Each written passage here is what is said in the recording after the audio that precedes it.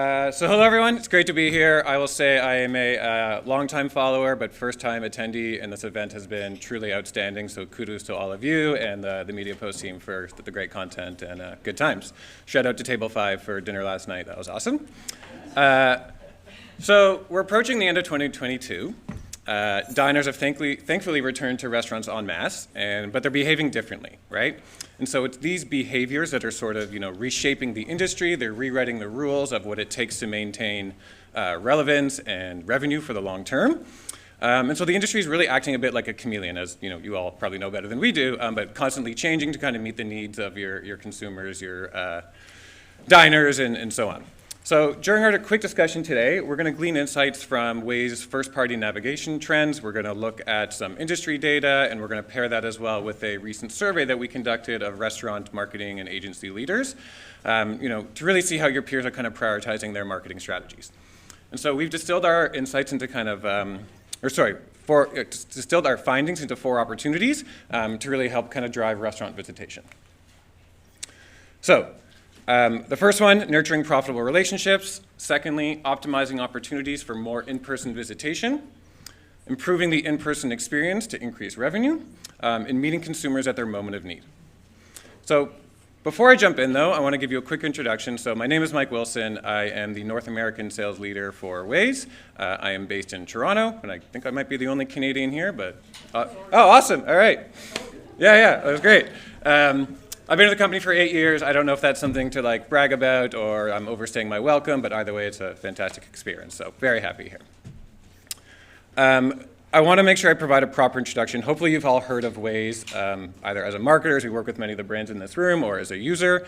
It's always fun when we kind of walk into meetings and people say so what is Waze? And it kind of throws us off. I don't know if our friends at Braze ever get that, if you get Braze or whatever it is, but it's always kind of fun when we walk into meetings with that.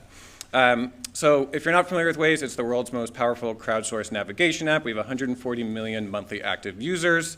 And as a navigation company, we drive consumers quite literally to your destination, right? Or to your locations. And so that's really our value proposition. That's really our bread and butter, is turning your location into a destination. What this also means is that we have really unique first-party data that we can share with our brands and advertisers, and that we know drivers better than anybody else. So we know where you are. We know where you're going. We know sort of what's ahead of you on your drive. We know if there's inclement weather. We know if there's traffic, if there's an accident, roadkill, potholes, police presence, which everybody loves on Waze, whatever it may be. And then finally, kind of what routes can get you as quickly and as efficiently from point A to point B, and what can we kind of point out along the way that might be of interest to drivers and passengers. And so, what we're able to do with all this data is really kind of leverage, this information to do 2 things. One is uncover insights to kind of share, how people are moving around and take a look at sort of mobility data in that sense, which was, very prevalent kind of in the post-COVID sort of, recovery that we saw. And secondly is providing unique opportunities for brands and marketers to reach their customers in that sort of moments of on-the-go decision-making. So, I think you all know this better than us. Reaching customers has become increasingly complex over the past few years. This challenge is ever evolving, and demand is continuing to rise. And so what we're seeing at Waze is that if you look kind of, Q1 over Q1, 2022 to 2021, obviously, consumers are actively seeking these in-person dining experiences. We saw a 13% increase in navigations to QSR in Q1, and 18% navigations to casual dining sit-down restaurants in Q1. And so, the demand is certainly there and it's rising. If we look at the, more recent data in Q3 of this year, we saw a 20% increase in navigations to QSRs and a 16% increase to CDRs. So it signals a really strong recovery from sort of this post-ish pandemic area. So let's take a look at our first opportunity. 83% of the marketing leaders that we surveyed cited in-person visitation as a critical or high priority to their business, and that's compared to 70% citing digital meal ordering as the same. And so why is this the case? And what we've heard and what's been communicated with us is that in-person dining is critical to nurturing those in-person relationships.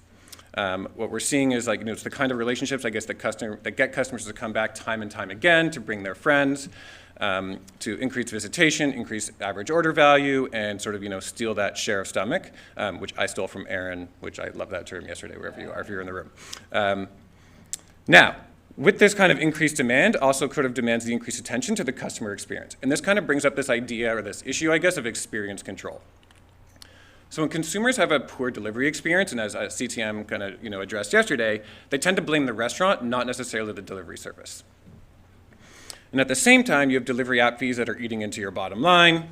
So every time you can kind of sway a consumer to sort of come into your restaurant and dine in, you deliver a better or more compelling kind of brand experience, and you take the fees and the risks associated with delivery sort of out of the equation. Our second finding really reflects diners' sort of newfound autonomy as remote work sort of becomes the norm, right? And so as office-driven rituals have kind of fallen by the wayside, commuters and diners are sort of less restricted at eating at fixed times. So, they can dash out for snacks in the middle of the day, they can, do errands and, travel and what it may be. And they can eat it, whenever they want at this point. There's none more of these sort of fixed times. And this is true of myself as well. If I look at my own kind of travel patterns as, remote work kind of went into place, I saw my travel pattern shift, my dining pattern shift, my errand pattern shift. And while I'm still eating, 3 meals a day, obviously, my historical routines were really upended. Now, unsurprisingly, our Waze data kind of supports this, and that sort of underscores these changes. And what we're seeing is sort of a resurgence of the early bird special, or a focus on the early bird special. Maybe it's back in style, but a greater percentage of navigations are happening to restaurants between 4 and 5 p.m., and that's from Q1 of this year. Now, brands are obviously recognizing this shift as well. 90% of the survey, or 90% of the executives that we surveyed said, that they are acknowledging these new patterns, and it's important to, to monitor to really capture demand. And so after all, 41% of customers have said that they've tried a new restaurant just because it was nearby. Now that probably won't shock many of you, but it is, again, speak to the importance of being there during that moment of need, that, the cliche of the right place, right time. And as we just discussed, those moments can vary amongst, whoever it may be and whoever your potential customers are. So why should you pay attention to driving habits? So for starters, the in-car experience offers prime opportunities to kind of grab and sway consumers' attention. 87% of the leaders that we spoke to strongly agreed that the consumers are more likely to try new restaurants while they're out and about. And so let's dive in very quickly on one chain. This is Fuzzy's Tacos. You can read the quote on this slide if you like. We work with many of the brands in the room today, but I want to kind of zoom in quickly here. Fuzzy's Taco Shop is a Texas-based chain. They've got roughly 150 locations. And they're really, one of the brands that have really sort of, capitalized and seen this shift and taken advantage of it. And what they found is takeout grow from 30% to 40% after they began targeting consumers on Waze. And so by being visible on the platform, they're getting in front of hungry commuters sort of just as they're behind the wheel, about to start their drive or their commute. They're thinking about what or where to eat, and it's a great opportunity to sort of intercept them at this moment. Now, while crave-worthy foods like tacos are obviously, a great way to attract diners, it's certainly not enough. And so industry leaders know that, they must continue to kind of, improve the on-premise experience to get diners to choose their restaurant over the competitors. We saw Fat Brands this morning kind of talk about Cici's Pizza yesterday, of course, with, their innovations. And so, from dedicated order ahead, modernized drive-through lanes like Taco Bell and many other brands, all the loyalty programs that we discussed over the past, 28-ish hours or so. If you're kind of part of this program, then you're in very good company, right? If you look at kind of the executives that we've surveyed here, 94% are looking to upgrade their drive-through experiences in the next 12 months. 86% are trying to provide more convenient sort of takeout and curbside pickup options. Over 85% want to increase seating capacity, and obviously over 80% are increasing their reliance on a loyalty program.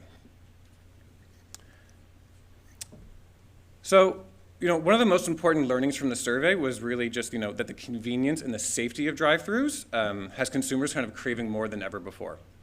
And so 90% of consumers said that they had visited a drive-thru in February of this year. That's up from 79% in the month after pandemic shutdowns began. And so with consumers increasing the number of drive-thru visits combined with, vaccination efforts and things like that, we're going to continue to see sort of dine-in and take-out metrics shine for the foreseeable future. And this really brings us to sort of the final opportunity, which is this notion of sort of meeting consumers at their moment of need. Which again brings us back to the in-car experience. And so 9 in 10 restaurant executives and agency leaders have said they find in-car advertising extremely effective. 4 in 10 have said extremely effective. And as we see sort of Gen Zers sort of grow up and hit the road a bit more, we've kind of learned that this audience segment is 43% more likely to switch brands just for the fun of it. And so they are more inclined, I guess, for impulse visits based on the fact that they are sort of less swayed by traditional marketing tactics and channels. What we're also seeing at Waze is our commutes climbing year over year.